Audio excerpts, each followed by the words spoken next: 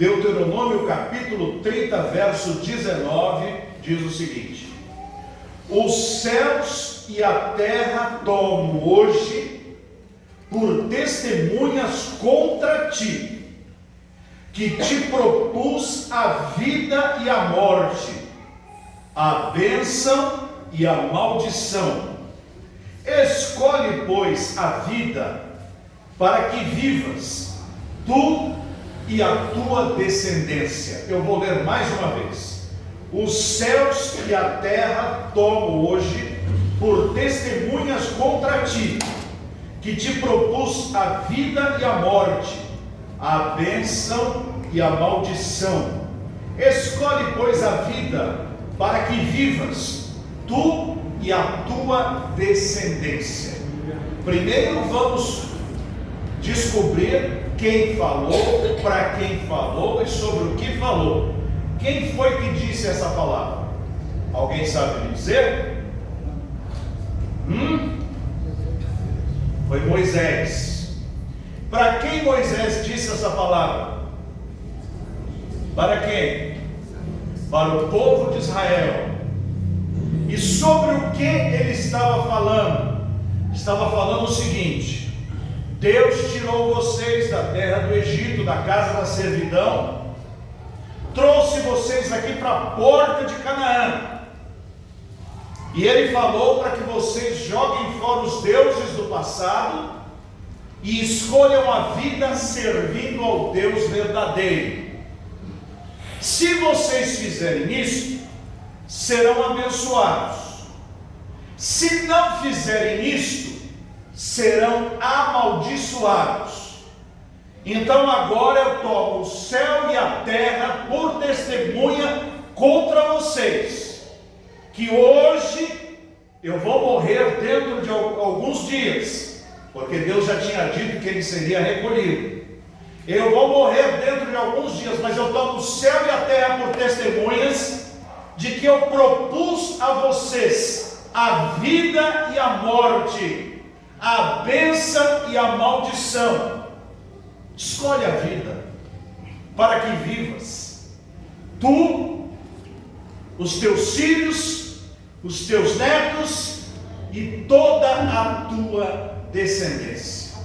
Essa foi a palavra que Deus, usando a vida do seu profeta Moisés, trouxe para o povo de Israel, que dentro de pouquíssimo tempo estaria entrando na terra prometida, conquistando Canaã. E nós conhecemos bem a história, cheia de percalços, cheia de altos e baixos. Quando o povo era fiel, a bênção vinha; quando o povo era infiel, a maldição chegava, e nós bem sabemos qual foi a história. Mas eu estou usando esse texto para um pretexto. Quero lembrar-me aqui de uma professora. Essa professora, ela inscreveu-se, fez o concurso público, era professora de história, e ela então saiu na lista, foi aprovada, e ela toda feliz foi escolher a sua escola, mas não tinha vaga para ela. Ela seria no máximo uma substituta. Então ela passou o primeiro trimestre aguardando uma ou outra aula que ela pudesse dar, substituir uma professora e tal. Chegou o segundo bimestre, ela tentou também, nada para ela, apenas uma ou outra. No terceiro bimestre, ela, ávida por lecionar, também não chegou a oportunidade. Mas nesse meio tempo, uma professora teve que deixar a escola e foram chamá-la mais ou menos no meio do mês de agosto. Bem, essa professora tinha um plano de aulas para o ano inteiro. Ela preparou um modelo de aulas para uma classe para passar um ano. Agora só tem um restinho para tapar o resto do currículo. Ela só ia dar um fechamento. A maioria de nós diríamos assim: vou empurrar com a barriga, vou fazer de qualquer jeito, a classe não é minha, metade do tempo, um pouco mais, já foi gasto fora do meu esquema, então agora é só passar o tempo para chegar no final do ano, aprovar os alunos e pronto. Ela poderia ter feito Mas ela decidiu que esse mês de agosto, setembro, outubro e novembro seriam os meses onde ela brilharia nas suas aulas de história. E ela decidiu fazer isso. Lá foi essa professora dar as poucas aulas que deram para que ela o fizesse no colegial. Hoje o colegial, como é que chama? Ensino médio, né? No ensino médio. Bem, o tempo passou, 20 anos se passaram. Ela depois pegou outras classes. E um dia ela recebe na porta da casa dela um carro de som. Lembra aqueles carros de som que fazem festa no aniversário e tal? E no carro de som descem uns 4, 5 carros de homens e de mulheres ali que vieram à porta.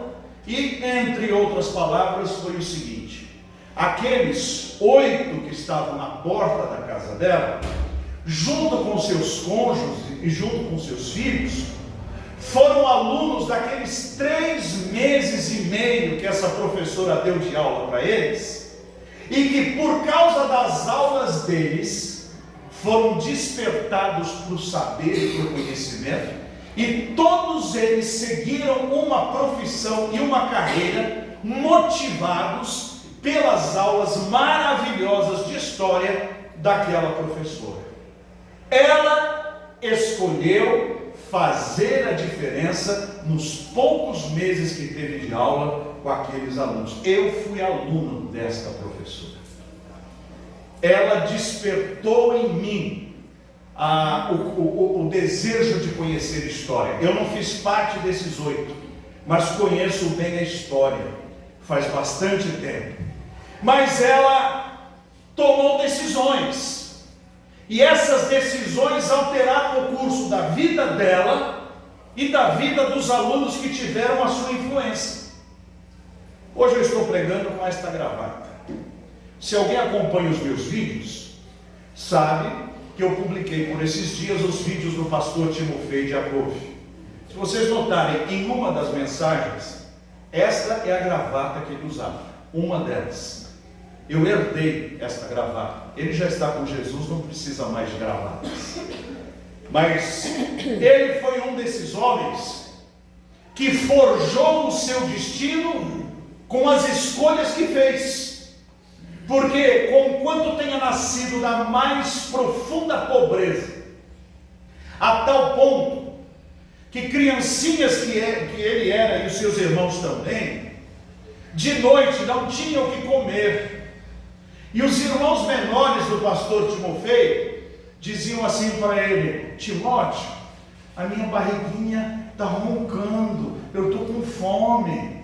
Aí o pastor Timofei, criança também, dizia assim: vamos sonhar, vamos imaginar. Aí ele tirava uma pena do travesseiro e falava assim: peninha, peninha, sobe, e quando você descer, traga mortadela e pão para a gente comer. E aí a peninha vinha, e ele fingia que estava com ela. Que delícia! E os irmãos dele também fingiam e dormiam com a barriguinha com fome. Essa era a vida dele. Uma pessoa assim poderia dizer: a vida não tem nada para dar para mim. Não o caso dele. Ele decidiu forjar o seu destino e se tornou um dos melhores e maiores pastores do Senhor nas décadas de 70, 80 e 90 no campo paulista. Professor de teologia, escritor de mais de 10 mil artigos. Herdei os seus programas de rádio, estão comigo, estou publicando um por um. Foi pastor de diversas igrejas, inclusive de Barbosa, há muitos anos atrás. Ele forjou o seu destino pelas escolhas que fez. Vamos pensar num homem nascido num tempo tão longínquo, antes do dilúvio, Noé. Todos faziam errado, todos eram violentos, todos se desviaram dos caminhos de Deus. Ele poderia dizer: de que me adiantará falar sobre o Deus de meus pais, o Deus Criador, o Deus da minha linhagem? De que adiantará falar sobre isso? Mas ele decidiu que ele seria adorador do verdadeiro Deus, e forjou o seu destino dessa forma. Foi assim que Deus o encontrou, e por causa das decisões dele, Deus disse: vou salvar você, a sua família e todos os animais que entrarem na arca. E é por causa de Noé e das decisões que Noé tomou que nós estamos aqui hoje, porque senão a raça humana não teria se salvado. Mas houve um homem que decidiu forjar o seu destino de maneira a agradar a Deus e fazer diferença no tempo em que vivia. Foi a mesma coisa com Abraão. Nasceu no meio de uma cidade corrompida pela idolatria, muito tempo depois. Um homem de família, um homem de costumes idólatras, mas que ouviu a voz de Deus, o Deus verdadeiro, que disse a ele: sai da tua terra, sai da tua parentela, para o lugar que eu te mostrarei. Ele poderia dizer: saiu nada, está tudo tão bom aqui, está tudo tão tranquilo, eu tenho aqui a minha cabrinha, eu tenho aqui o meu camelo, eu tenho aqui o meu pé de tâmara, meu damasco, tenho tudo aqui, eu não preciso de nada. Mas ele decidiu forjar o seu destino pelo chamado de Deus, e é por causa de Abraão que estamos aqui, pois a maioria de nós somos descendentes deste homem, e por causa da fé deste homem, o Filho de Deus, milênios depois, veio e encarnou-se como filho de Abraão, como descendente de Abraão, porque Abraão decidiu forjar o seu destino, aceitando que o Deus que falara no seu ouvido era o Deus verdadeiro. Foi o mesmo caso de Jacó e Esaú, os seus netos. Ambos tiveram as mesmas chances, ambos tiveram as mesmas oportunidades, um inclusive muito mais do que o outro, porque quando gêmeos, Esaú nasceu primeiro, Jacó nasceu depois. Mas Esaú não deu valor às riquezas que ele recebera por ser o primogênito, então ele rejeitou, e Jacó aproveitou a deixa e tomou as suas decisões e forjou o seu destino, dizendo: se o Senhor me abençoar, o Senhor será o meu Deus. Obrigado, irmão. O Senhor será o meu Deus. E Jacó tornou-se Israel, o pai desta grande multidão dos seus descendentes, e também aquele que continuou a linhagem de Noé, de Abraão, para dar à luz a Jesus Cristo. Meus irmãos, nós podemos fazer o que quisermos com o nosso destino. É óbvio que Deus é soberano, mas foi o próprio Jesus que disse assim: as minhas ovelhas ouvem a minha voz e me seguem. O seguir é um ato meu. Ouvir a voz é um ato meu. Se eu sou ovelha de Jesus e eu ouço a voz de Jesus, eu tenho que tomar a decisão de segui-lo. Ele não vai seguir-lhe ou seguir-se por mim. Ele não vai ler a palavra de Deus em meu lugar. Ele não vai orar por mim. Há um hino bobo que se canta aí: Espírito Santo, ore por mim. Já ouviram isso? Isso é uma bobagem. O Espírito, eu não posso pedir para o Espírito Santo: eu estou com tanta preguiça, o Senhor faz favor de ficar orando por mim aí? Isso não existe. A Bíblia diz para mim: orai sem cessar. É eu que tenho que tomar a decisão de forjar a minha vida, orando, clamando, implorando, suplicando. A minha vida pode se tornar um céu, ou pode virar um inferno. Mas a decisão é minha, de fazer da minha vida alguma coisa viável. Nós tivemos o profeta Elias, o profeta Eliseu, tivemos ao longo da história bíblica o rei Davi, o rei Saul, o rei Salomão. Todos eles tiveram a oportunidade de forjar as suas vidas.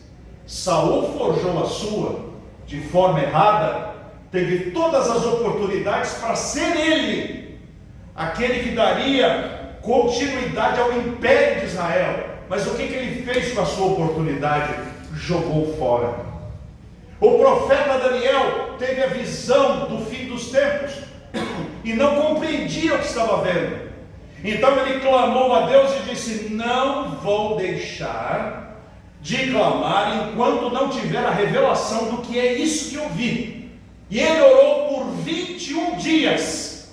Ele não orou por 10, não orou por 12, não orou por 15, ele orou por 21 dias. E então no 21º dia, o anjo chegou e disse assim: eu vim em resposta às suas orações. Deus responde às orações, Deus responde aos clamores, e Deus responde também ao serviço das nossas mãos. Se nós colocarmos as nossas mãos a serviço de Deus, se nós colocarmos as nossas mãos a serviço de nossa família, se nós colocarmos a nossa vida como um modelo a ser seguido, isso vai fazer diferença na vida de muitas pessoas. A nossa vida vai inspirar. O conhecimento não vai vir na porta da nossa cabeça dizendo: me receba. Eu tenho que buscar. Persiste, disse Paulo para Timóteo, em ler, em estudar, até que eu volte. O Senhor Jesus disse assim: meu Pai trabalha até agora e eu trabalho também, e nós devemos trabalhar no Senhor, jamais esmorecer no trabalho de Deus e fazer o nosso melhor. Como pais, nós educamos não apenas com nossas palavras, nós educamos com o nosso exemplo, nós educamos com o nosso modelo, nós educamos com o nosso comportamento. Será que os nossos filhos nos flagram orando?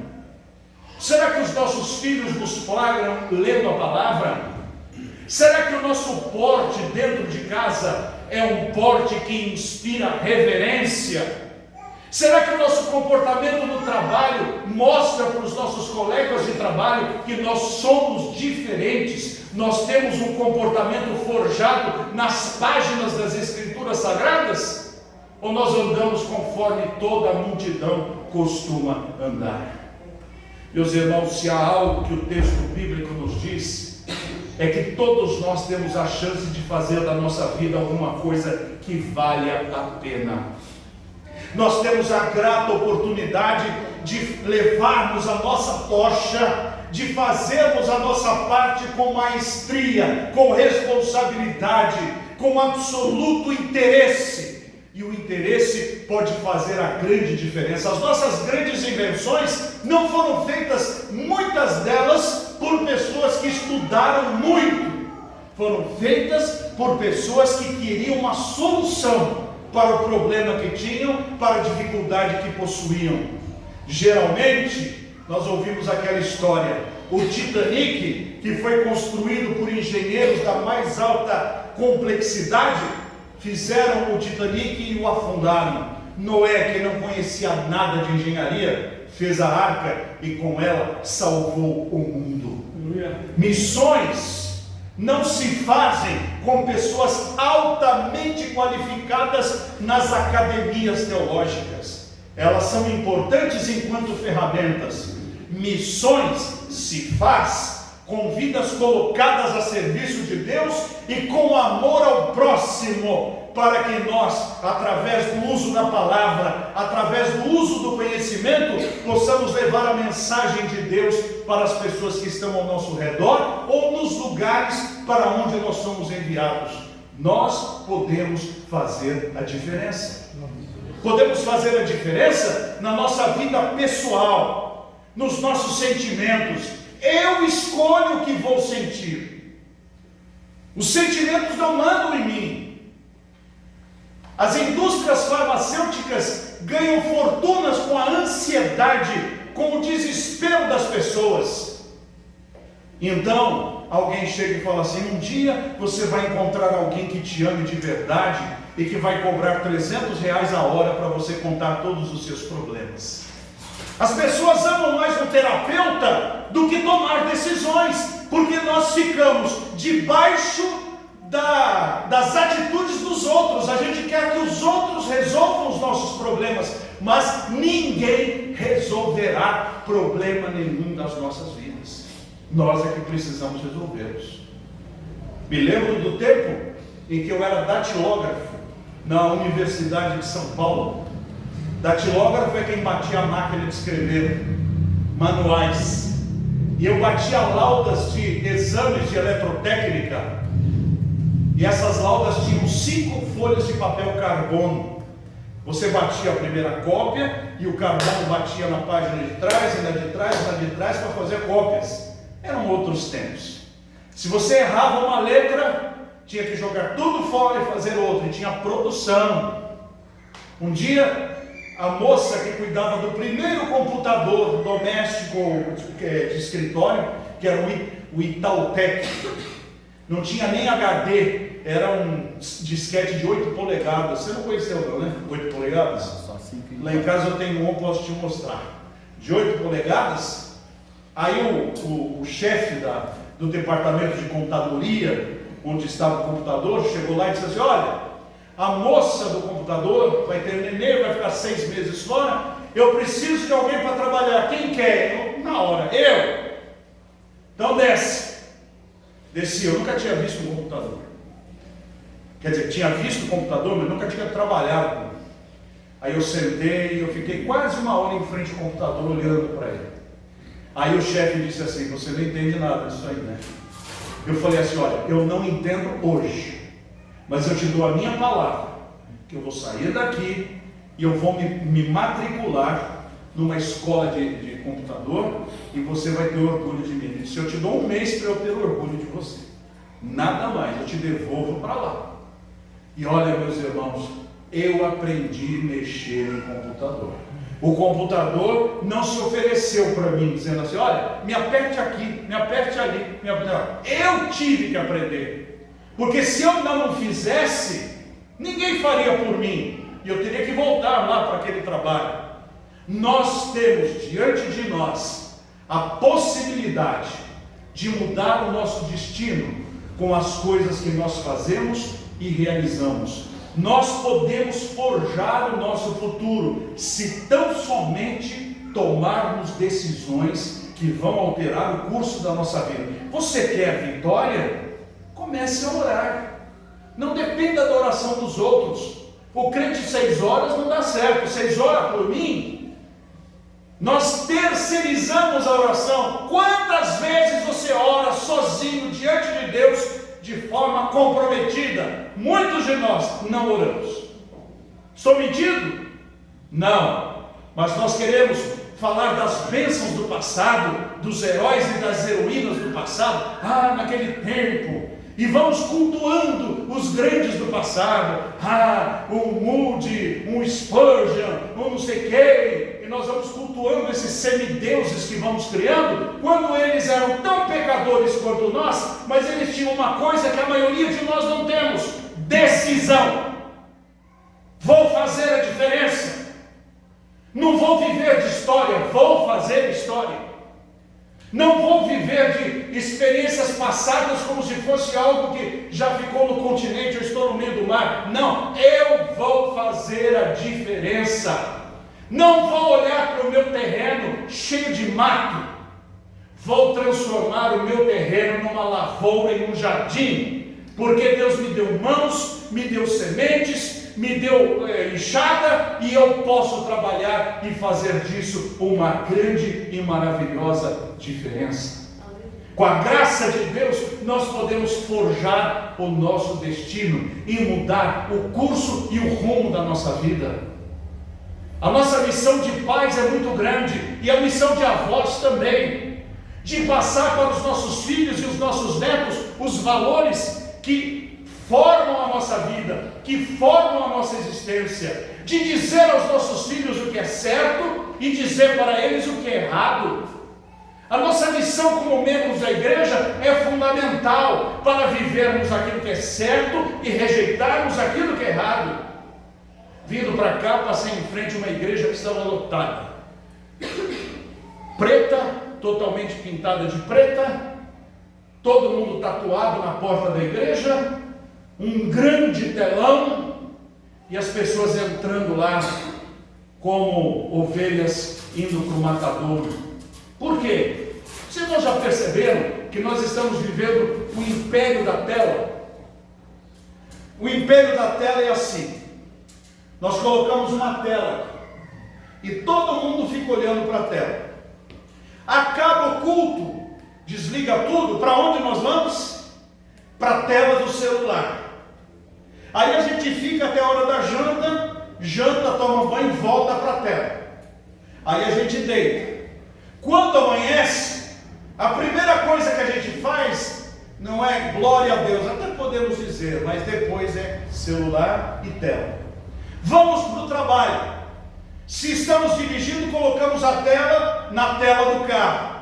Se não, vamos olhando no ônibus, no trem, no jegue, aonde estiver. Chega no trabalho e vamos trabalhar numa tela. Na hora do almoço, tela. Na tarde, tela. Aí vamos para a escola, já não usa mais caderno, é tela de novo. Nós estamos dependentes do que a tela nos manda fazer. São laços? São escravidões? A tela está pensando por nós? Alguém disse que nós existimos porque temos consciência que existimos. Se nós perdemos a nossa memória, nós não conseguimos sair daqui e ir para a nossa casa. Nós simplesmente não temos nem noção de quem somos. Mas não precisamos ficar doentes. Hoje a tela pensa por nós. O que é? Qual é a cidade de Guarulhos? A tela fala para nós. Quantos shopping centers há em São Paulo? A tela fala para nós. Nós não precisamos mais pensar. Eu fui no supermercado, eu comprei R$4. Eu dei uma nota de 10 para a moça. A moça não sabia fazer. 10 menos 4, o troco é 6. Ela precisa ir na tela da máquina para a máquina dizer para ela. Nós aprendemos a não pensar. E na fé é a mesma coisa. Ao invés de lermos a nossa Bíblia e termos a nossa devoção diante de Deus, o que a gente costuma fazer? A gente delega para a tela que ela medite para nós. A tela canta, a tela prega, a tela ora, e nós então pegamos aquilo e compartilhamos para os outros, para que os outros também usem daquilo. Meus irmãos, nós devemos forjar o nosso destino. Nós devemos pensar por conta própria, obedecer por conta própria, como o próprio Daniel, quando lhe foi imposto que não poderia adorar a um outro Deus que não o rei, a primeira coisa que ele fez foi ir para a casa dele e adorar a Deus 3 vezes por dia. 3 vezes por dia. Enquanto nós estamos aqui, o mundo que jaz no maligno está permeando a mente das pessoas. Está na hora de nós dizermos: vou forjar o meu destino. Serei vencedor com a graça de Deus.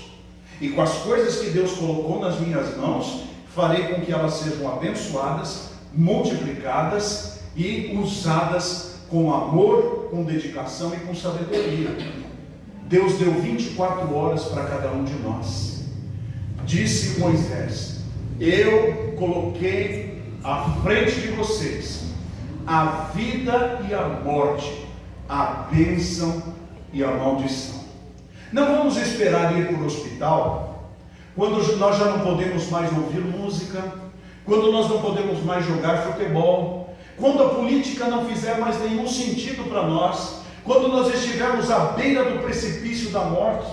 Então naquela hora nós vamos pensar na nossa vida com Deus. Não, vamos pensar na nossa vida com Deus agora, para que quando chegar aquela hora, ela seja uma hora tão doce, uma hora tão tranquila, uma hora tão abençoada e uma hora tão bem preparada, que nós nem vamos perceber, porque só vamos fechar os nossos olhos para este mundo, enquanto os anjos vêm nos levar, e nós vamos entrando na presença do santo e eterno e glorioso Deus.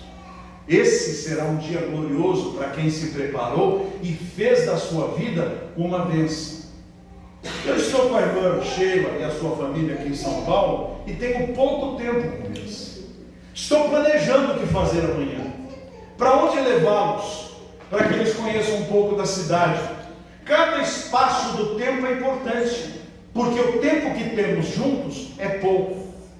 Quando temos tempo demais, não sabemos nem o que fazer com o nosso tempo. Lembremos, cada um de nós tem uma ampulheta. A areia do nosso tempo está acabando. Nós não sabemos quanto tempo temos. Quem será o primeiro daqui que vai morrer? Nós não sabemos.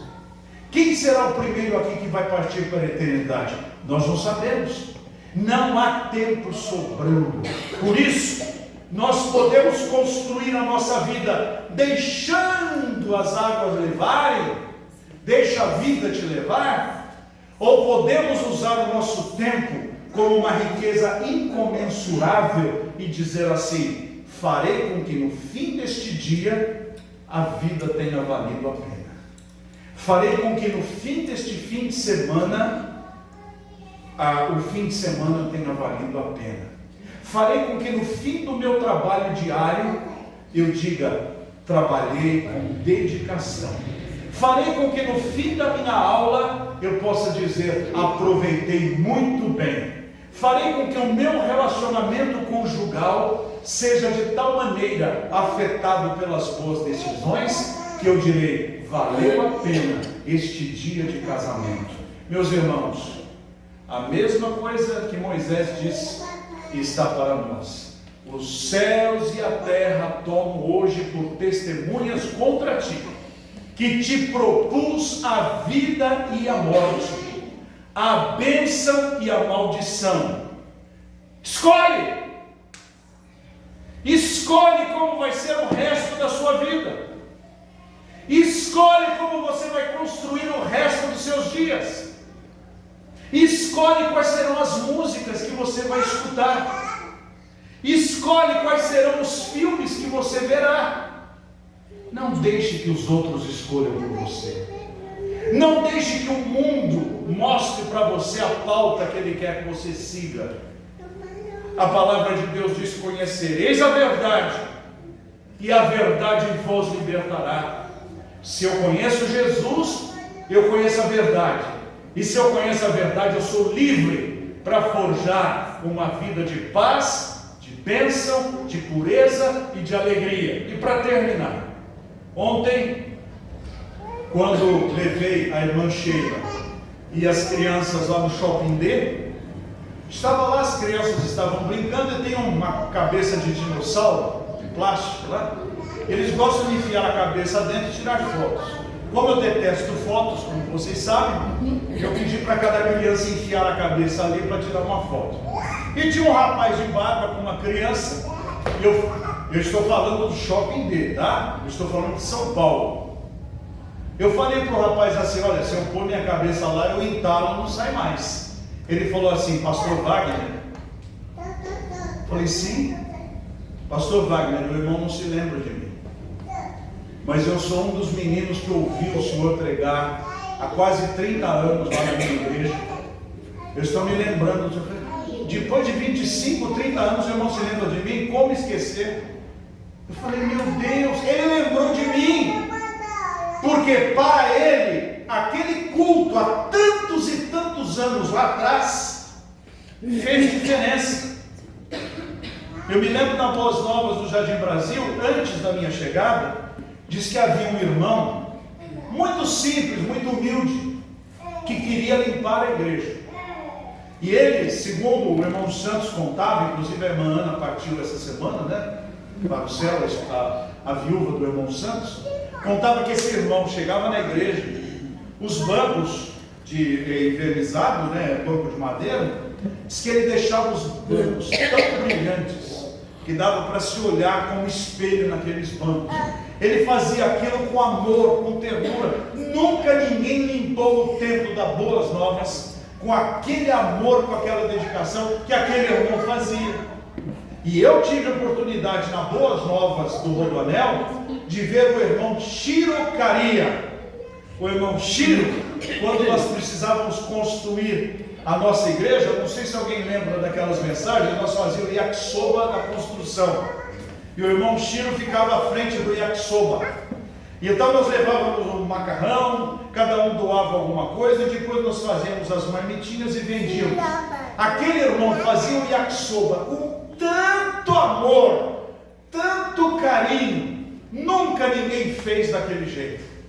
Ele era também o diretor da escola dominical. Ele não usava computador, ele usava máquina de escrever. O que ele fazia? Ele pegava do livro manancial antigo que ele tinha, copiava uma meditação, a máquina, tirava xerox e depois pegava aquela canetinha marca-texto e passava nas frases principais e fazia uns 30 e distribuía para todos nós. Éramos tão poucos, mas ele fazia com tanto empenho e tanto amor, que eu desconheço alguém que fazia algo desse tipo, daquele jeito. E a mulher dele não era diferente. Ela morreu antes, mas ela era professora de crianças. Tinha tão poucas crianças, 3, 4 no máximo. Mas quem aprendeu os corinhos com ela, quem aprendeu as histórias bíblicas com ela, até hoje, 20, 25 anos depois, não se esquece. Fala, a irmã Sadako Caria foi a minha professora. Faz a mesma coisa, irmão, na sua casa. Faz a mesma coisa na sua vida. Forja o seu futuro, não aceitando esmorecer, dizendo assim: eu posso ter um dia de vida, 2, 3, posso ter uma semana, um mês, um ano, 10 anos, 50 anos pela frente. Vou fazer a minha vida valer a pena, para a glória e para a honra de Deus. Bendito seja. Amém.